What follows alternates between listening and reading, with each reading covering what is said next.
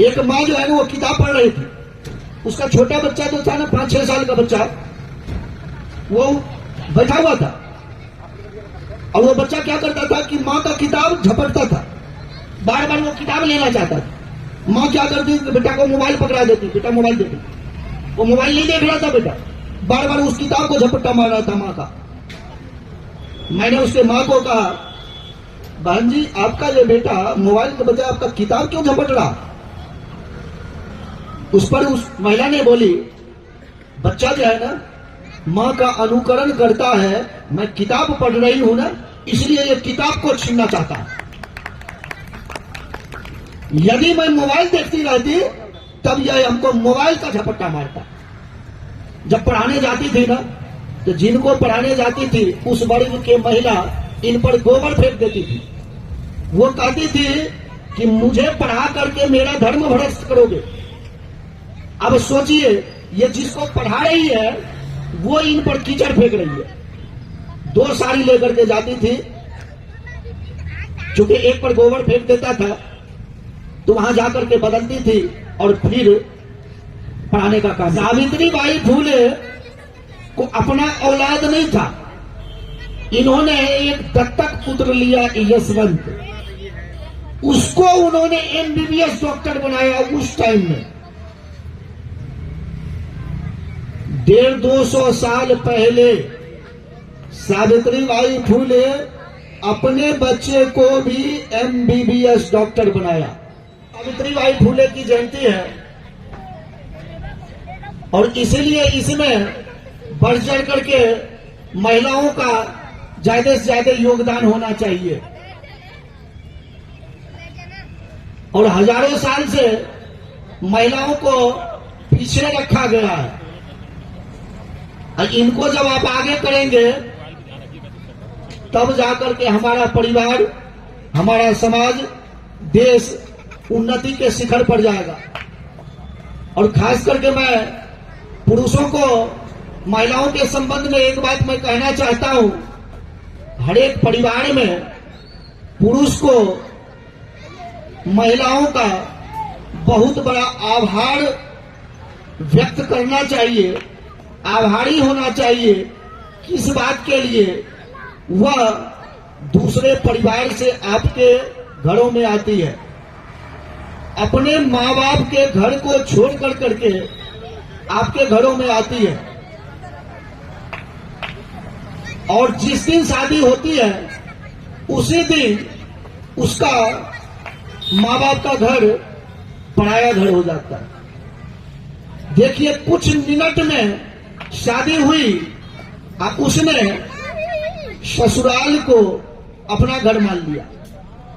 और कोई भी पति 60 साल भी शादी का हो जाए तो ससुराल को अपना घर नहीं मानता। महिला एक दिन में ससुराल को अपना घर मानती है, लेकिन पुरुष 50 साल भी शादी का हो जाए ना तो ससुराल को अपना घर नहीं मानता। अब यह देखिए, एक दिन में महिला ससुराल को अपना घर मानती है और फिर वह अपना पहचान आपके यहां खोज देती है।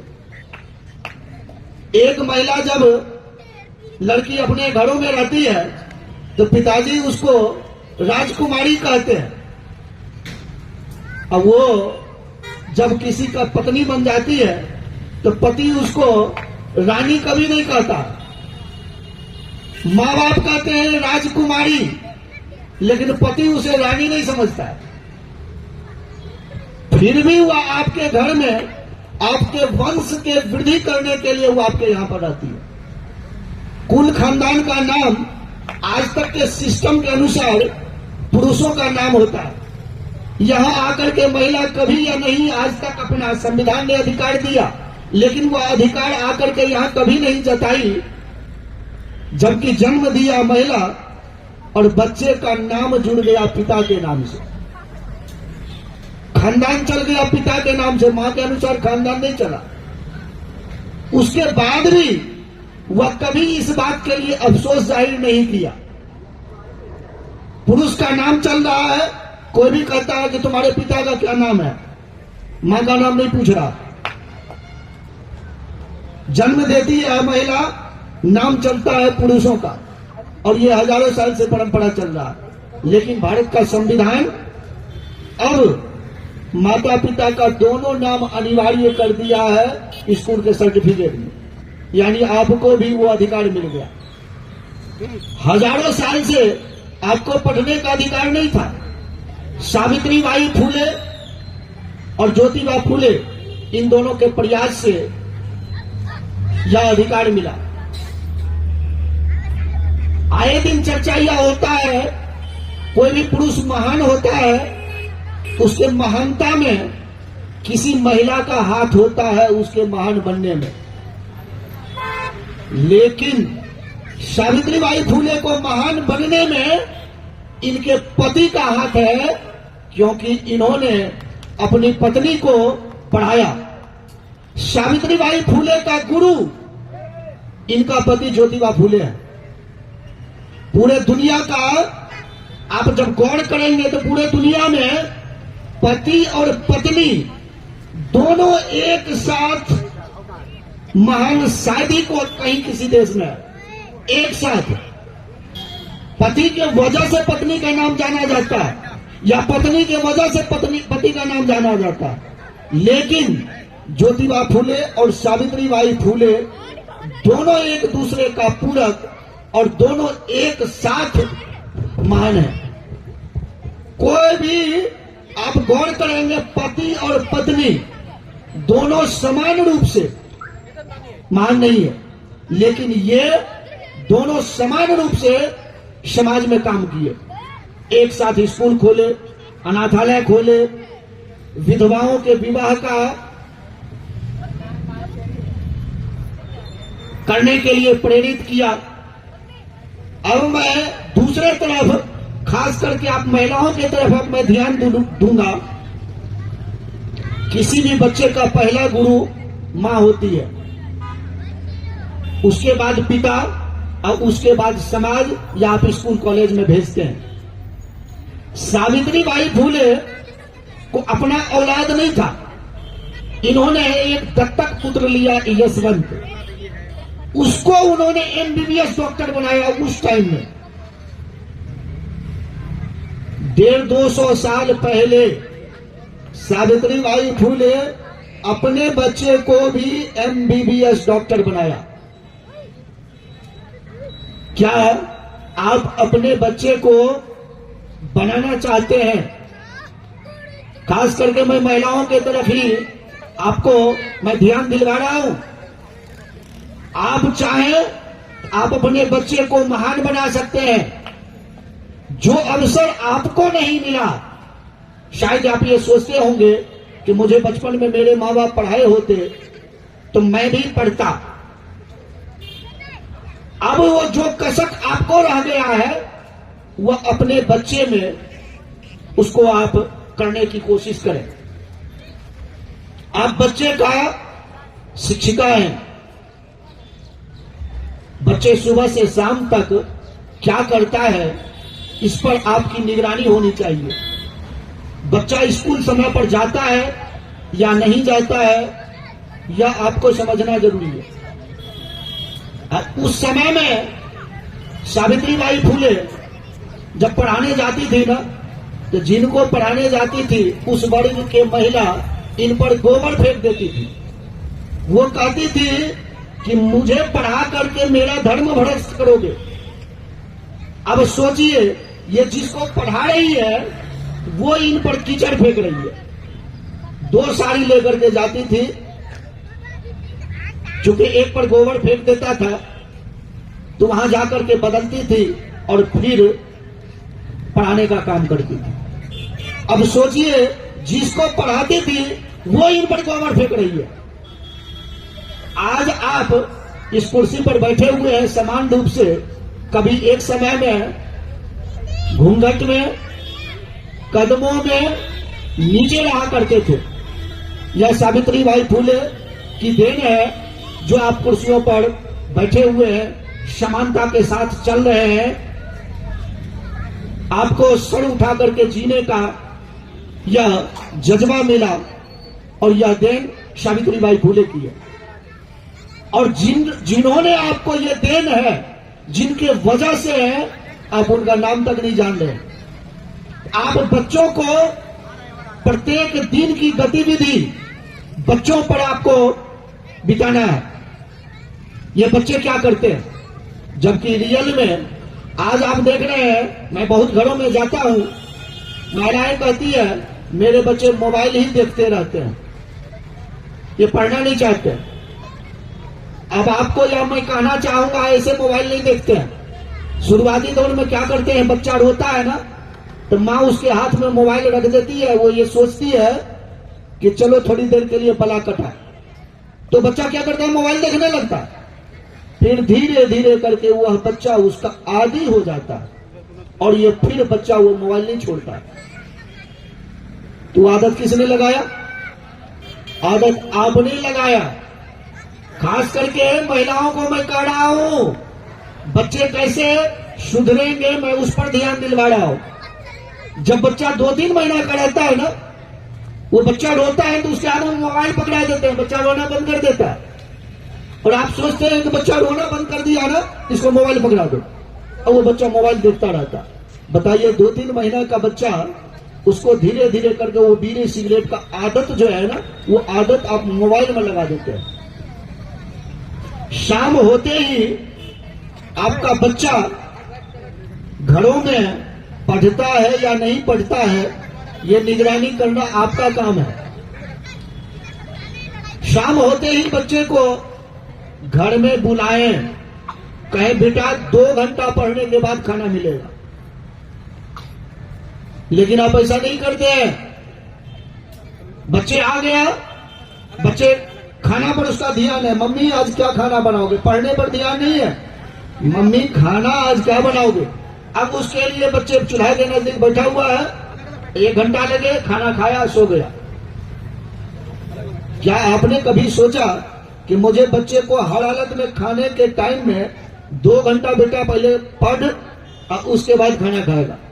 तुम्हारे मनपसंद खाना जरूर मिलेगा, लेकिन पढ़ना जरूरी है। सुबह जब होता है तो टाइम से बच्चे को जगाइए पढ़ने के लिए।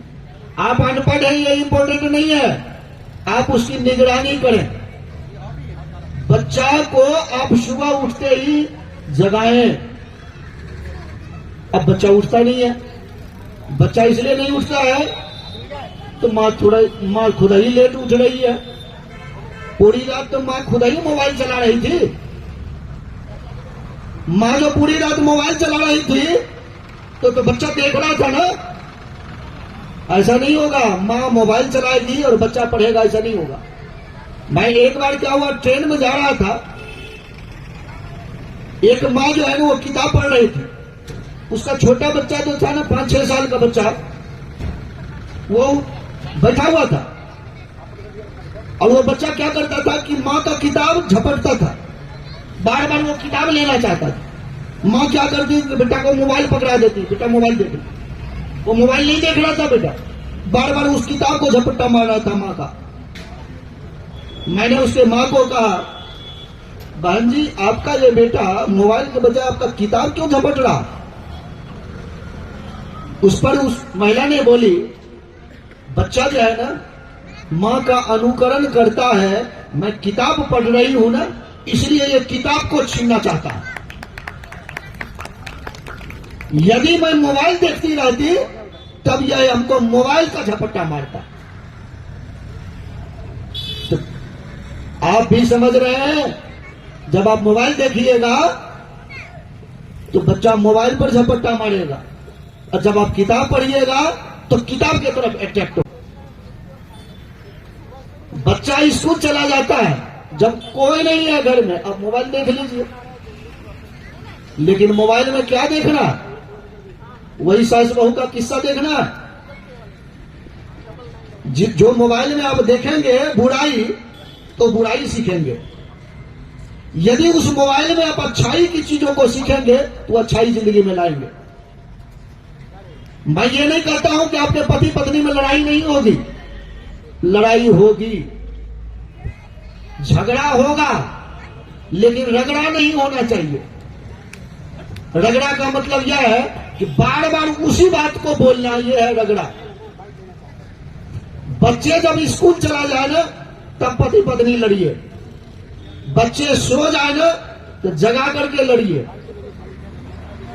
बच्चे के सामने नहीं लड़िए। बच्चे के जब सामने आप लड़ेंगे ना तो आपकी लड़ाई जो है ये बुराई बच्चे सीखेंगे, और जब बच्चे सीखेंगे तो बड़ा होकर के वो बच्चे आप पर प्रयोग करेंगे। जैसे एक पिता क्या करता है, बच्चे को गाली देकर के बुलाता है, तो बच्चा जब छोटा रहता है ना तो सुनता रहता है। जब पिता बूढ़ा होता है और बच्चा जब जवान होता है तब अपने पिता को गाली दे देता है, और जब गाली देता है उस दिन पिता को बहुत बुरा लगता है कि मेरा बेटा आज गाली दिया। ये गाली सीखा कौन, कैसे, किसने सिखाया? आपने सिखाया। तो मां बाप के बच्चे के सामने यदि लड़ेंगे तो बच्चे जो है ना सहमा हुआ रहेगा छोटा से, और वो बच्चा जब स्कूल में जाएगा ना तो अपने दोस्तों के बीच में बोलेगा कि मेरे माँ बाप लड़ते रहते हैं, मेरे पापा मम्मी को मारती है, अब मम्मी जो है पिताजी को झाड़ू से पीट देती है। यह बात स्कूल में जाकर के करें। लेकिन यदि आप नहीं लड़ेंगे ना तो आपके बच्चे अपने स्कूल में दोस्तों के बीच कहेगा, ना ना मैं अपने माँ बाप को कभी लड़ते हुए नहीं देखा है, मेरे माँ बाप से महान दुनिया में किसी का माँ बाप नहीं होगा। आपकी बड़ाई वो बच्चों के बीच में बोलेगा, और जबकि रियल बात यह है कि आप लड़िएगा, सिर्फ बच्चा नहीं देखा आपको, लड़िएगा इसीलिए आपका अहंकार तो टकराएगा ही। पति और पत्नी दोनों का अहंकार जब टकराता है तो लड़ाई होती है। इसमें यदि पति गुस्से में आ जाए तो पत्नी चुपचाप हट करके चला जाए, लड़ाई बंद। पत्नी गुस्से में आ जाए, पति हट जाए तो लड़ाई बंद। जब दोनों एक साथ लड़ना चालू करोगे तो उसका तो अंत नहीं है। यही है झगड़ा। और बच्चे को बनाना चाहते हैं तो पहले आदर्श माँ बाप बनिए, जो आदर्श ज्योतिबा फूले और सावित्रीबाई फूले थे। आपको पढ़ाई का अवसर नहीं मिला, कोई बात नहीं, आज भी अवसर आपके सामने है, राजनीति अवसर सामने है आपके लिए। अनपढ़ लेडीज जेंट्स भी नेता बन सकते हैं। अनपढ़, आपकी कितनी डिग्री है कोई नहीं पूछने वाला है। जो पास्ट में आप प्राप्त नहीं किए वो वर्तमान में प्राप्त कर सकते हैं। इन्होंने भी तो बाद में पढ़ाई की, सावित्रीबाई फूले, ज्योतिबा फूले ने पढ़ाया। आप 1 साल तक ट्यूशन लेना चालू कर दीजिएगा, किताब पढ़ना चालू कर लीजिएगा। जब किताब पढ़ना तो फिर इन लोगों की किताब पढ़िए। 1 साल मात्र, 1 साल में आप पढ़ना लिखना जान जाएंगे। आप चाहेंगे तो, नहीं चाहेंगे आपको कोई भी व्यक्ति दुनिया में महान नहीं बना सकता। आप जैसे उठना नहीं चाहते हैं, आपको दूसरे व्यक्ति कहता हाथ पकड़ाओ, मैं उठाना चाहता हूं, और आप कहिएगा मैं उठना नहीं चाहता हूं, दुनिया की कोई ताकत आपको उठा नहीं सकता। यदि जब आप हाथ बढ़ाएंगे ना, अब उठाने वाला कहेगा हाथ बढ़ाओ, वो आपको खींच लेगा। ज्योतिबा फूले ने सावित्रीबाई फूले को कहा हाथ बढ़ाओ, मैं तुम्हें उठाना चाहता हूं। सावित्रीबाई फूले ने हाथ बढ़ाया और ज्योतिबा फूले ने हाथ पकड़ करके इसको बढ़ा दिया, मान बना दिया, अपने बराबर में ले आए। पति पत्नी दोनों बराबर का रिश्ता होता है, लेकिन आपके दिमाग में डाल दिया गया पति परमेश्वर, मैं आपकी दासी हूं। दासी नहीं है, आप मित्र हैं। पति पत्नी मित्र है, दासी नहीं है। दासी वाली बात जब आपके दिमाग में रहेगा तो आप फिर कोई महान कार्य नहीं कर पाओगे।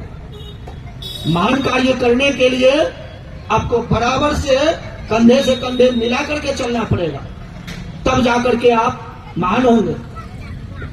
गूगल पर सावित्रीबाई फूले को निकाल करके पढ़िए, देखिए इन्होंने क्या किया।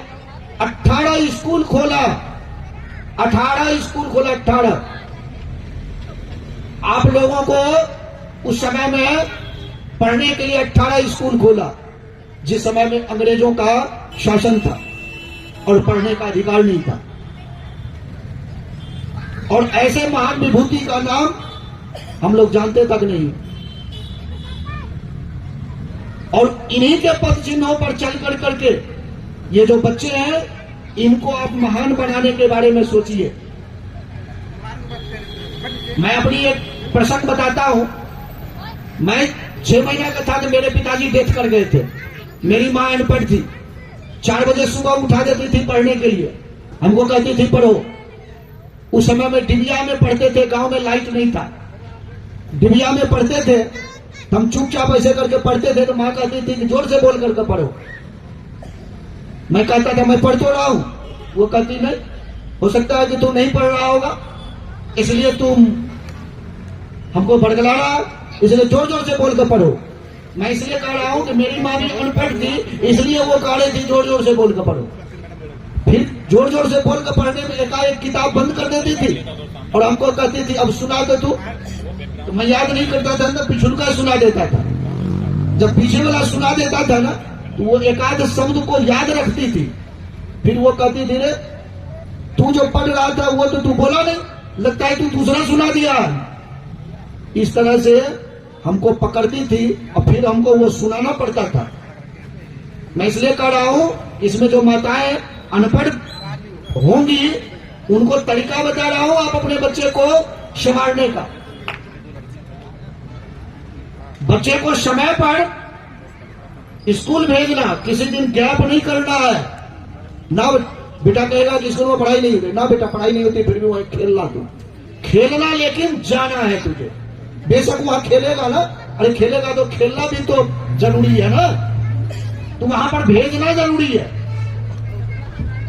अब इन बातों से आपको ये नहीं सोचना है कि मैं अनपढ़ हूं इसलिए मेरा बेटा नहीं पढ़ा, मेरी बेटी नहीं पढ़ी, ये बहानेबाजी यार छोड़िए। ये सिर्फ बहाना है और कुछ नहीं है।